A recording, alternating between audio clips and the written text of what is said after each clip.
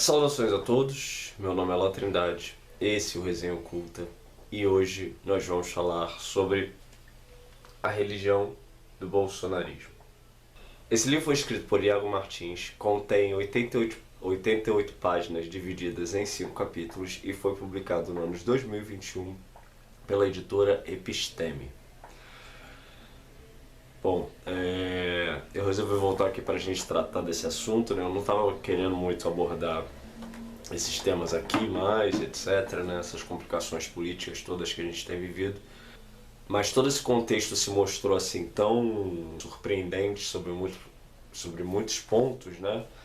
Que eu acho importante também a gente tratar desse assunto sob um viés fundamental para o surgimento de todo esse movimento, né, que é o bolsonarismo, que a gente vai tratar aqui, e a relação que esse movimento tem com questões religiosas, né? E como eu já expliquei aqui várias vezes, esse canal trata sobre religião também.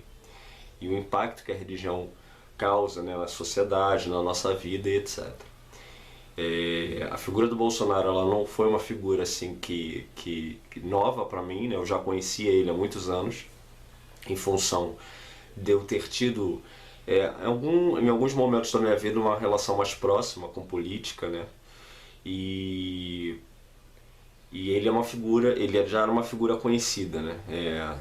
Por aqueles que tinham o mínimo envolvimento, né, com todo esse contexto político, etc. Numa época onde o brasileiro se orgulhava em dizer que não gostava de política, a gente já tinha essa figura, né, surgindo aí em alguns canais de televisão específicos, alguns programas, mas sempre como uma figura quase que apresentada de forma caricata, né, como uma figura de exemplo a não ser seguido. E eu lembro que quando ele se candidatou à presidência, etc., isso em 2018, né, ali 2017, 2018, ele não era, né, cogitado como um possível eleito, né, vencedor e etc. Mas as coisas foram acontecendo, né? E eu lembro muito nitidamente assim na minha mente que quando ele tomou aquela facada, né, eu tomei um susto. Porque a minha mente ela fez uma conexão entre os dados e fatos ali, e aí aquilo me ligou quase com um alerta, assim, eu falei, ferrou, né? Ele vai ganhar. E por que eu tive essa certeza, né? Eu vou dar os detalhes do porquê disso, mas eu lembro de um amigo que me mandou mensagem, né? Ele falou, então, o que você acha que vai ganhar e etc. Ele falou para eu consultar os espíritos, né? E que é uma coisa que a gente sempre faz, eu sempre faço, né? Nessas disputas importantes, assim, para saber. E aí eu falei, eu não preciso consultar os espíritos. Ele falou, por quê? Aí eu falei, porque quem vai ganhar é o Bolsonaro. E ele se impressionou, né? Quando eu falei isso, ele falou, como assim? Aí eu falei, por conta que ele representa o mito solar. Ele é o Deus ressurrecto, né? E aí todo o contexto, né, se encaixava perfeitamente. Por quê? O nome dele começa com J, né? Pode parecer teoria da conspiração, mas eu vou explicar os detalhes disso. Que é a primeira letra do nome do Nazareno, Jesus. Mas também, lembrando, é também a primeira letra do opositor de Jesus, que é Judas. O segundo nome dele é Messias. Messias significa Salvador. Ele toma a facada, morre e ressuscita. Se esse contexto todo foi planejado, como algumas pessoas dizem por aí, existe uma figura que conhece muito bem de religião e ocultismo, né, por trás dele, para ter arranjado todo esse cenário, né, da questão da facada e etc. Porque isso se encaixa perfeitamente nos parâmetros do mito solar, né, e na mentalidade do brasileiro médio, né, que é cristão e etc. Então, a partir dali a gente já tinha como saber, né, que aquela vitória estava praticamente garantida para ele. Embora em princípio, isso jamais fosse ser pensado, né? Porque é uma figura grosseira, uma figura de modos inadequados, né, para ocupar um cargo da presidência de um país da magnitude, né, do Brasil, um país continental de importância mundial e etc. E, enfim, e a coisa só se concluiu, né, as coisas foram acontecendo e etc. Eu mesmo passei por uma situação ou outra de ameaça, né, por seguidores desse indivíduo, né. Então a gente vai tratar desses detalhes aqui nesse vídeo, mas é importante que, caso você, independente do lado que você esteja, em quem você vote, etc., é importante que saiba que isso aqui é uma abordagem técnica sobre um assunto técnico, que é religião e política, etc. Eu não estou aqui para defender lado nenhum, mas também não estou aqui para me isentar de posição, né? Eu sou um crítico literário e, como tal, eu assumo posições aqui nesse canal, né? Eu tenho opiniões próprias, etc. Então, obviamente, eu espero o respeito, né, de quem quer que seja que venha comentar aí, caso comente, né? Porque senão os comentários serão excluídos, etc. Divergir da minha opinião é uma coisa, ser mal educado e agressivo é outra. Então, enfim, a gente vai tratar desse tema aqui. O Iago é um cristão, então a gente faz essa conexão, né, entre ideias, né? Embora eu não seja um cristão, também não sou petista, né?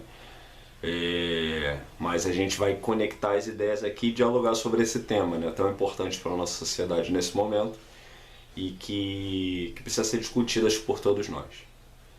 Na nota do autor, ele vem esclarecendo que esse trabalho é fruto das suas obras sobre idolatria e todo esse contexto, né, de análise da influência do cristianismo e da religião em termos políticos e sociais. Então ele vem fazendo estudos em cima desses temas, né? Aqui o Iago ele vem falando sobre que ele estudou, né, com Flávio Bolsonaro, um período da faculdade, e ele via ali, né, que o Flávio ele fazia uma defesa do pai, né, já fazia uma certa propaganda ali, e fazia uma defesa do pai ainda antes ali do período dele ter de fato ganhado as eleições. Ele ainda explica, né, que embora tenha votado no Bolsonaro, né, ele mudou de opinião, né? Então, ele, embora tenha acreditado na figura dele um tempo, hoje ele não mais participa dessa ideia, né? E aí vem aqui dando essa introdução ao tema. Mas antes da gente continuar, é importante que você entenda a base do pensamento daquilo que a gente vai tratar aqui, que é o pensamento dicotômico, né, binário, que vai estabelecer sempre um pensamento de oposição entre aquilo que é considerado bem e aquilo que é considerado mal, aquilo que está com Deus e aquilo que é considerado contra Deus, aquilo que é de direita e aquilo que é de esquerda. Ele veio falando sobre as questões do PT, né, do Partido dos Trabalhadores, e todo o contexto, né, a qual surge essa disputa política que a gente viveu, né, esses anos todos de candidatos eleitos do PT à presidência do Brasil, como a Dilma, o Lula e etc., e as questões de corrupção envolvendo o partido, né? Então, aqui é importante a gente já começar a traçar um ponto importante, né? Que é sobre a questão que é muito dita aí sobre o mensalão e tudo mais. E a gente já começa a adentrar então nessa análise da influência da mentalidade da religião, né, dentro do espectro político. O que as pessoas falam o tempo inteiro, né? A culpa é do PT, o mensalão, roubo e etc. Blá, blá. A religião cristã, ela cria no indivíduo uma mentalidade dicotômica e binária. Isso aqui sou eu falando, contextualizando a questão, tá? Só para dar minha opinião aqui. Então o que acontece? A base cristã, ela parte de qual princípio? Existe Deus e existe o diabo, correto? Que são forças antagônicas, né? Essas forças, elas disputam a dominância e a governança do mundo, digamos assim. Então, existem aqueles que estão do lado de Deus e existem aqueles que vão ser considerados como estando do lado do diabo. Então, só há duas opções, ok? Essa é a base de pensamento do cristão. É por esse ângulo, é por esse ponto de vista que vai se basear o cristão, na maior parte dos casos. Então, se você é de Deus, Deus sempre considerando aquilo que eles consideram Deus, você está do lado do bem. Se você não está do lado de Deus, você é automaticamente considerando como estando do lado do mal, ok? Da oposição e etc. Essa mentalidade ela vai se propagar para tudo na vida do indivíduo que usa essa perspectiva de visão no seu dia a dia. Então, quando o indivíduo chega dentro do contexto político, ele vai usar essa mesma forma de pensamento dentro do espectro político, né? Então, o que isso tem a ver com o PT, etc. Esses casos de mensalão e tudo mais de corrupção que envolveram, né, o período de governança do Partido dos Trabalhadores, envolveu, na verdade, toda uma série de outros partidos, né, que comprovadamente participaram e receberam dinheiro através desses esquemas de corrupção, ok? Então, não foi só o Partido dos Trabalhadores que estava envolvido com o esquema de corrupção, mas toda uma série de outros partidos e políticos, consequentemente políticos, que estavam envolvidos nesses esquemas.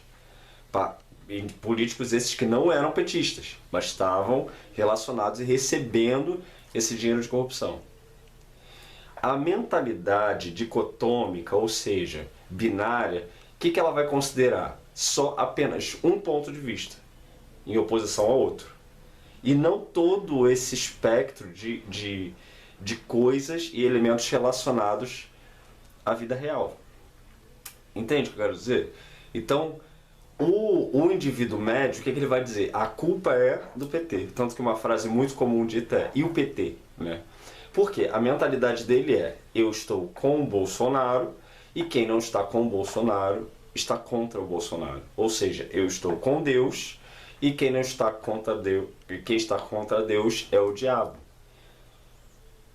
Percebe? Essa é a forma básica de pensamento desses indivíduos. Então, isso vai pautar muito do pensamento bolsonarista, cristão / bolsonarista, né? Que vai considerar que quem não esteja do lado do Bolsonaro está necessariamente em contrariedade a ele e necessariamente pertence a um lado mau, diabólico e etc.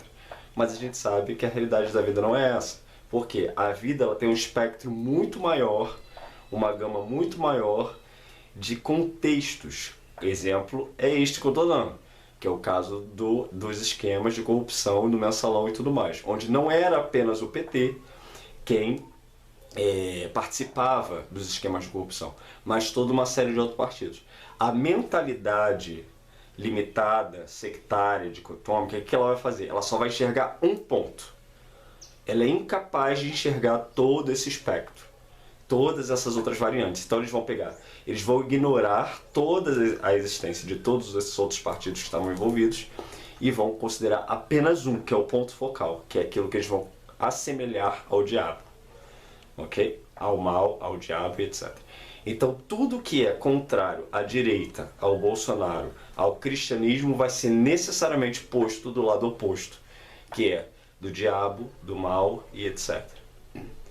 Essa é a base do pensamento dicotômico cristão bolsonarista, ok? Então, quando a gente se impressiona, quando vê pessoas ignorando, né, os escândalos que aconteceram recentemente, envolvendo o Bolsonaro, envolvendo, né, vários dos seus ministros, etc. Por quê?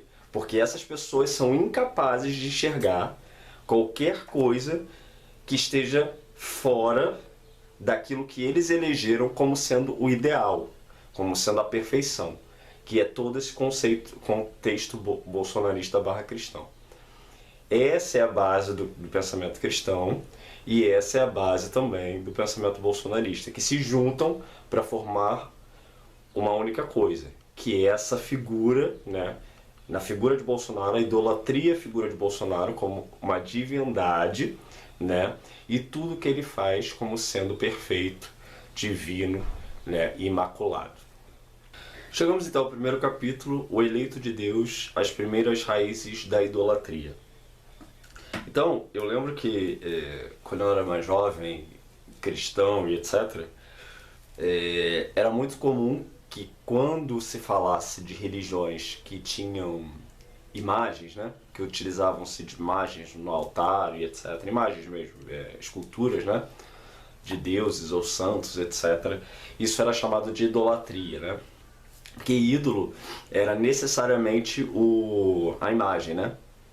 A escultura ali, etc.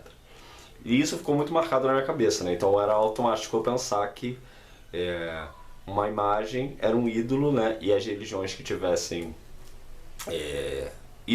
ídolos, né? Ou seja, esculturas eram idólatras. Mas a gente vai estudando, vai entendendo que a coisa não é bem assim, né? Porque, na verdade, o conceito de idolatria, né, ele está muito além da simples questão de uma escultura. E acho que a prova disso é isso que a gente tem vivido nesse país nesses últimos anos, né? Que é essa questão da idolatria a uma figura, né? Uma figura viva, no caso um ser humano, que é o atual presidente. Então, aqui o Iago vem destacando, né, a questão do slogan usado por Bolsonaro, né, que é Deus acima de tudo e Deus acima de todos, né? Um slogan utilizado por um determinado segmento político aí de cerca de 100 anos atrás, né?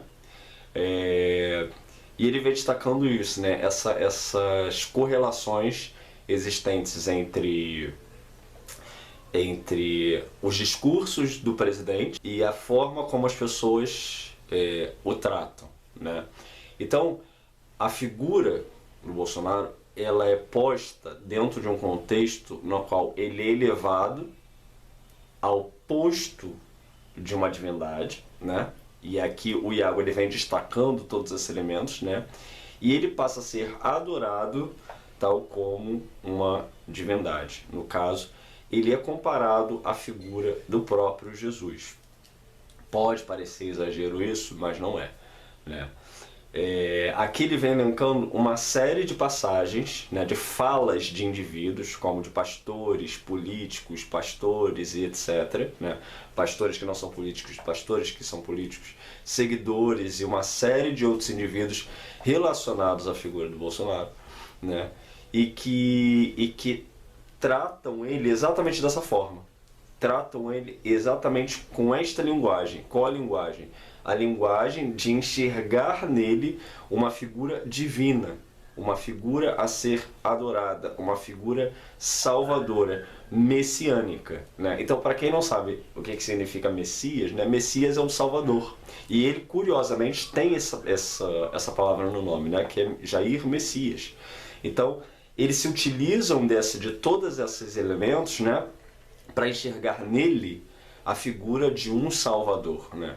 E salvador do quê? Aí a gente volta àquele ponto anterior que eu destaquei, que é a questão do comunismo, a questão da oposição e todo o pensamento de base cristão dicotômico, que é o quê? De sempre enxergar aquilo que não está comigo contra mim, né? Então, o outro ele não existe na sua independência de vida, né, independente da minha existência. O outro necessariamente existe para estar ao meu lado ou contra mim. Entende a básica dicotômica? Eu estou frisando muito isso que é para entender a lógica do pensamento deles, né, de bolsonaristas e muitos cristãos, etc., que vão considerar sempre essa lógica dicotômica, conflitante, né, onde você está numa determinada posição e o outro só existe em relação a você. Ele não existe de forma independente, né? Então, se o outro não está ao seu lado, se o outro não está do lado do bolsonarismo, se ele não está do lado dos cristãos, ele necessariamente está contra. Ele necessariamente é um opositor. Ele necessariamente é do diabo, ele é comunista e etc. A mentalidade não consegue enxergar um espectro maior, né, de existências. Então o outro existe para estar ao meu lado ou para estar contra mim. Não existe outra possibilidade. ok? E eles vão usar o tempo inteiro esse tipo de base ideológica barra religiosa, né, idólatra, para se comunicarem e agirem na sociedade. Aí ele diz assim na página 83, no Locke 83. Depois que Bolsonaro sofreu um atentado à facada quase fatal durante a campanha, em 6 de setembro de 2018, não poucos perfis começaram a tratar o presidenciável como uma espécie de mártir. O crime que sofreu não foi interpretado como uma ação isolada de um louco que dizia agir a mando de Deus, mas sim fruto de uma conspiração globalista contra a vida do candidato. Fortaleceram-se cada vez mais narrativas religiosas que elevavam Bolsonaro a um tipo de Cristo.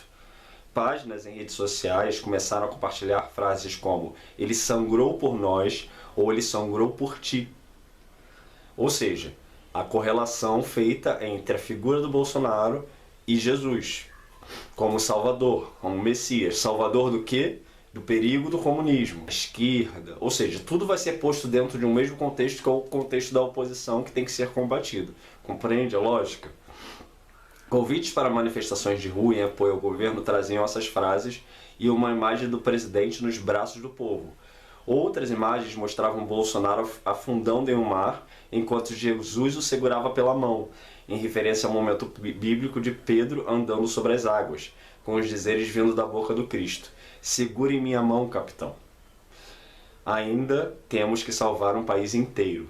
Ou seja, Bolsonaro estaria salvando o país tanto quanto e ao lado de Jesus. Então, essas diversas manifestações, né? E aí vocês podem procurar aí, vão ver que Malafaia e diversos outros líderes religiosos utilizavam essas frases, né? E essa simbólica, né? De Jesus e do cristianismo, etc., frases bíblicas. Ele, aos poucos, o próprio Bolsonaro, ele vai cada vez mais absorvendo essa correlação, né, e se colocando nesse posto de Salvador, ok?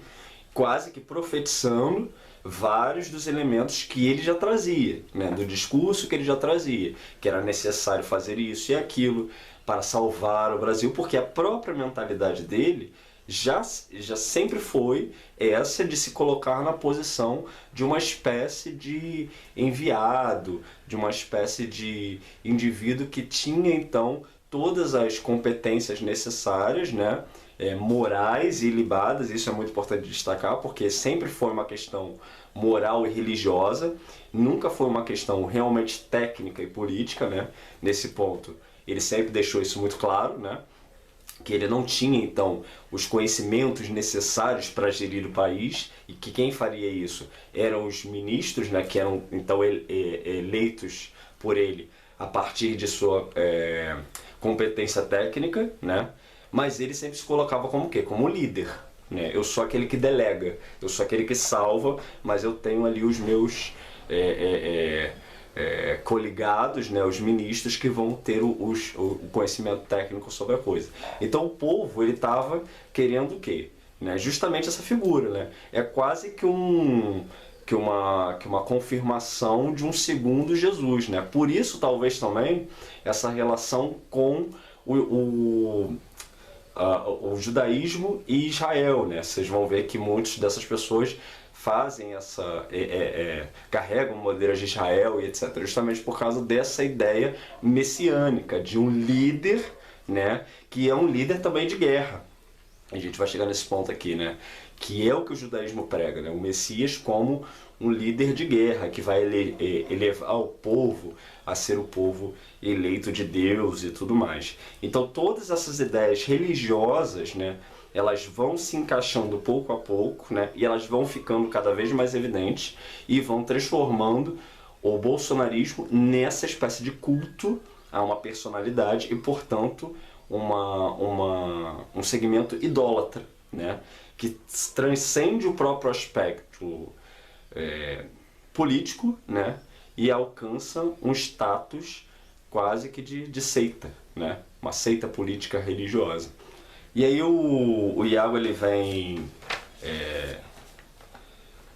destacando aqui, né? Eu não vou falar de todas as citações aqui feitas por esses pastores, etc., porque, né, não dá tempo, mas ele apresenta aqui os apontamentos de Guilherme de Carvalho, né? E por que que esse indivíduo teria então deixado o governo e por que que o bolsonarismo ele não representa mais os valores cristãos, né? Então ele corresponde a como se fossem 7 pecados, né? Então primeiro ele destaca o espírito revanchista, né? Existente no bolsonarismo, né? Que não admite diálogos, coisa que está em contrariedade aos valores de Cristo, que prega o diálogo e a tolerância, né? Então o bolsonarismo ele tem isso por característica, né? Ele prega ele te incita à guerra, né? Ele te incita ao combate, mesmo que seja um combate verbal, né? A gente sabe que não é só isso, porque a gente tem vários exemplos aí. Eu mesmo passei por alguns problemas nesse sentido, de pessoas que vieram me atacar, me ameaçar, mesmo sem ter feito nada, né? Mas por simplesmente me posicionar né, de forma contrária ao bolsonarismo. O segundo pecado é o desprezo pelas instituições e a manipulação das massas contra outras autoridades, como no caso de diversas acusações contra o STF, né? Então eles incitam, né, as pessoas a atacarem instituições da República, né, como é o caso do STF. O terceiro pecado é o desprezo pela imprensa e pela comunidade acadêmica e científica, né? Então há essa constante tentativa de deslegitimar, né, a ciência, né? E a gente viu tudo isso nesses casos aí durante esse problema que a gente teve aí mundial e etc. Então a dúvida, né, sobre os cientistas, sobre a academia, etc., os cortes nas verbas das universidades e tudo mais, né? O quarto pecado é o patriotismo, que é praticamente antipatriota, né? Que fomenta e alimenta teorias conspiratórias contra sistemas de direitos humanos e o meio ambiente, né? Então é muito bizarro ver, né, pessoas que se dizem patriotas, e é o próprio caso do próprio Bolsonaro, né, se dizerem contra indígenas, né, contra grupos originários desse país, né? Então realmente é difícil de entender como que alguém pode se dizer brasileiro sem reconhecer as nossas raízes indígenas, africanas e, portanto, mestiças, né? É muito bizarro isso. Na verdade, é um patriotismo, né, que nada tem a ver com essa pátria aqui. Pode ter até a ver com outras pátrias que essas pessoas se espelham, né, e acham que pertencem. Mas essa terra aqui é e sempre foi uma terra plural, né? O Brasil só existe enquanto nação mesclada, mestiça, indígena, africana e europeia, tudo junto, né? Então qualquer ideia de prevalecência de uma cultura sobre outra ou de uma etnia sobre outra tem outro nome, e não é patriotismo. O quinto pecado é o descuido pela pessoa humana, evidenciado pelos preconceitos contra a dignidade humana e o descompromisso com os vulneráveis. Lembramos sempre, né, que o Jesus não andava com os militares nem sacerdotes da época, mas com os excluídos, né? Então, existiam militares naquela época, e nada contra que os militares, tá? Eles têm uma importância fundamental no nosso país, mas não é isso que eu quero dizer. Mas Jesus não andava com eles, e nem andava com os sacerdotes na época, mas andava com os excluídos, que eram as prostitutas, os mais pobres, os mais necessitados de sua época. Então o exemplo que Jesus deixa é de compaixão e amor por aqueles que necessitavam, que pertenciam às esferas mais prejudicadas da sociedade, e não daqueles que estavam no topo. Mas o bolsonarismo enxerga de outra forma, né? E deturpa o conceito cristão fundamental, que é de amor àqueles que precisam. Por isso que, embora eles se digam cristãos, né, é um cristianismo distorcido, né, que nada tem a ver com os ensinamentos de Jesus, até porque Jesus nunca fez arminha, né? O sexto pecado é a celebração da violência e o apelo pelo uso de armas, né? E aí a gente tem os vários exemplos aí, dentre eles a exaltação do Ustra, né, que foi um indivíduo, né, que torturava pessoas e etc. Ou seja, uma pessoa que se diz cristã, né, o enviado de Deus, do Deus lá da Bíblia, etc., do Deus do amor, né, e que exalta a figura de torturadores, né? Jesus nunca ensinou isso em seus ensinamentos. Nunca disse que aqueles que estivessem contra ele né, deveriam ser torturados, etc. Coisa que o Bolsonaro faz o tempo inteiro. A incitação à violência, a incitação à revolta, a incitação ao ódio, a incitação à vingança, né, daquilo que ele considera contrário a ele próprio, etc. Então, e ele conclui aqui perguntando, né, como pode um homem que age de forma tão contrária aos valores de Cristo ser considerado seu representante? Né? Então, isso é muito importante da gente entender que, independentemente da nossa posição política, religiosa, existe aquilo que é coerência e a falta de coerência. Né? Eu, por exemplo, não sou cristão, mas isso não quer dizer que eu não possa reconhecer aquilo que Jesus e o cristianismo prega, né? E entender que isso nada tem a ver, né? E esse livro aqui é um exemplo, né? Que o Iago vem trazendo, e o Iago é um cristão, e ele mesmo também admite que isso nada tem a ver, o bolsonarismo nada tem a ver com o cristianismo. Ele se utiliza da ideia e da cultura popular cristã para se promover como cristão. Mas qualquer indivíduo que leia a Bíblia e tenha bom senso, seja minimamente alfabetizado intelectualmente, vai concordar que um indivíduo que prega o ataque, a revolta, a revanche, a vingança, dar tiro em pessoas, nada disso tem a ver com o cristianismo. Nada disso tem a ver com os ensinamentos de Jesus. E é muito bizarro ver as pessoas considerarem isso normal. Mas na verdade por quê? Porque estão totalmente dominadas, as pessoas que defendem esse indivíduo, pela questão da idolatria mesmo. Já não é mais cristianismo. É a figura, é o ídolo. Bolsonaro se tornou o ídolo. E, portanto, por isso, ele é chamado de mito. Ele é esbravejado, ovacionado o tempo inteiro como uma figura mitológica, divina, ilibada e perfeita. Não importa o que ele faça, não importa o que ele diga, tudo vai ser considerado perfeito e divino. Chegamos então ao segundo capítulo, Dobradiça da História, o Apocalipse como campanha política. Aqui, então, a gente continua seguindo essa lógica, né, de pensamento, que é o quê?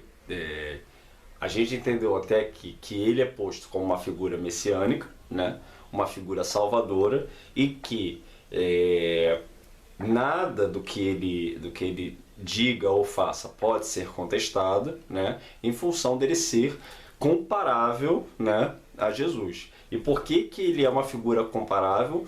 Porque ele vem para salvar, e os próprios líderes religiosos, né, muitos pastores, etc., vão confirmá-lo dessa forma. Né? Então, há uma confirmação de autoridade espiritual feita pelos líderes religiosos desse segmento, né, do cristianismo, que no caso, em sua grande maioria, são os pastores, e ele próprio vai dizer, está certo isso daí, eu sou de fato um salvador, eu sou de fato um Messias, né, eu sou o Jair Messias, né, aquele que vem para salvar o Brasil do quê? De todos os males. O que são todos os males? Tudo aquilo que não está comigo, tudo aquilo que eu digo que não é bom. Né? Então tudo aquilo que eu digo que não é bom, que não está comigo, é mal, é do diabo. Portanto, o comunismo, a esquerda e todos aqueles opositores. Esse é um fenômeno muito recente no Brasil, mas que já era previsto em função do desenvolvimento cada vez maior do cristianismo na nossa sociedade. Eu venho falando isso há anos, muito mais nos meus ciclos sociais, né? Porque esse canal aqui é mais dedicado ao ocultismo, etc. Mas já era algo observável, sem necessidade de uso de qualquer oráculo. Por quê? Porque é a base do pensamento cristão. E uma sociedade que vai se deixando levar por ideias religiosas, especialmente ideias dicotômicas, né, que fazem esse tipo de binarismo, de oposição, tende a esse tipo de extremismo, né, porque só enxerga dois lados da realidade da vida, quando na verdade a vida ela é feita por muito mais lados que apenas dois. Né? Mas é muito difícil combater isso numa sociedade onde o cristianismo ele vai se propagando de forma muito rápida, né? Especialmente nas esferas mais baixas da sociedade. Mais baixas no sentido econômico, social, né? Onde as pessoas têm pouca leitura, têm pouco senso crítico. Né? E não é só... Não estou falando que a culpa é dos mais pobres, não. Todas as esferas sociais vão ser afetadas por isso. Porque enquanto o pobre, ele muitas vezes, por não ter acesso ao conhecimento, ele vai ser afetado pela dicotomia, né, por essas ideias Deus e diabo e etc., como único referencial de pensamento, né, o rico vai pegar o mesmo conceito, porém por outros critérios. Então não é um critério econômico, é o critério do quê? Da segurança. O rico é muito mais afetado, né, a classe média, etc. Ele é afetado pelo quê? Pela questão da segurança. Então, enquanto o pobre pensa, eu sou pobre porque Deus não está na minha vida, né? Que aí vem a teologia da prosperidade. E aí eu preciso de Deus para melhorar de vida, né? Porque se eu sou pobre é por causa do diabo, o rico vai pensar o quê? Não, eu já tenho dinheiro, mas eu não vivo em paz por causa da violência, e a violência é o diabo, né? Então eu preciso ter Deus na minha vida para me defender do diabo. E quem vai ser eleito então como sendo Deus na Terra pelos bolsonaristas é a figura do Bolsonaro, né? Então por isso esse apelo tanto à questão de bandido bom, bandido morto e coisas desse tipo, né? Frases de efeito que vão se encaixar muito perfeitamente nessas dicotomias. Sempre essa coisa da oposição como ameação da própria existência do indivíduo. Então quando ele toma a facada, né, ele se martiriza, né, e aí o Iago vem destacando isso aqui, né, ele se martiriza, ou seja, se martiriza no sentido, ele se coloca na posição, né, daquele, né, que sofreu um atentado em função do quão ele é importante, do quanto ele é especial, e somente uma pessoa especial poderia sofrer atentados. E aí ele ressuscita, e aí a gente confirma a questão do mito solar, né? Por isso que eu falei lá no começo, né? O Deus ressurrecto, ou seja, aquele antigo conceito que a gente tinha nas religiões, né? De que pelo sol se pôr, ele morre. E aí ele precisava ressuscitar no dia seguinte, né, para que a vida continuasse, mas ele ressuscitava sempre como um ser mais elevado.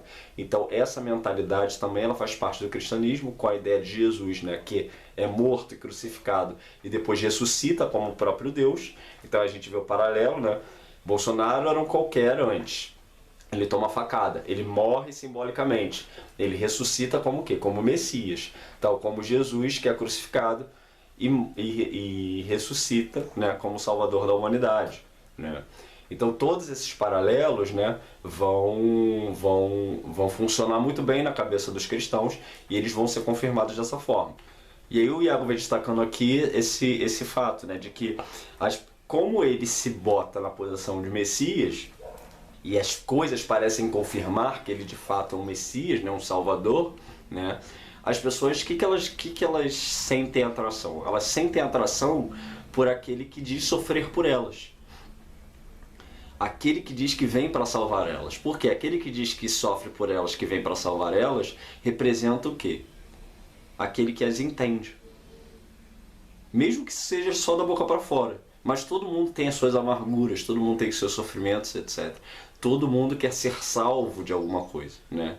E quando algum indivíduo fala genericamente ser o Salvador, cada um vai pegar ele e vai colocar ele como salvador daquilo que elas próprias anseiam como salvação. Então, para algumas, é livrar elas do comunismo. Para outras, é livrar elas do kit gay. Para outras, é livrar elas da pobreza.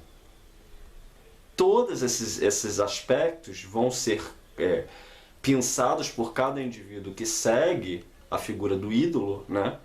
E vão ser trazidos para a própria realidade. E como o cristianismo ele tem essa característica sempre futura, né? É sempre escatológico e futuro, né? Então o mundo está acabando, é sempre assim, o mundo está acabando, né? Estamos sempre a ponto do apocalipse, né? E essa salvação ela sempre está no futuro, ela nunca se faz no presente. Então vejam que também o bolsonarismo ele vai ter isso por característica, que é o quê? Ele nunca é o culpado. São sempre as pessoas que estão perseguindo ele, mas ele ainda não teve tempo de fazer as coisas. Ele ainda não teve tempo de realizar aquilo que ele veio para realizar, porque ele é perseguido. Então tem que dar sempre mais chances para ele fazer, e esse tempo vai sempre passando. Tal como a volta de Jesus, né? Que é aguardada aí há 2000 anos e por aí vai. É sempre essa projeção para o futuro. Não, mas vai vir no ano que vem, vai vir daqui a 10 anos, vai vir não sei quando. É a mesma coisa. Então, eles vão sempre projetando as coisas para o futuro, porque tudo isso faz parte da mentalidade média cristã.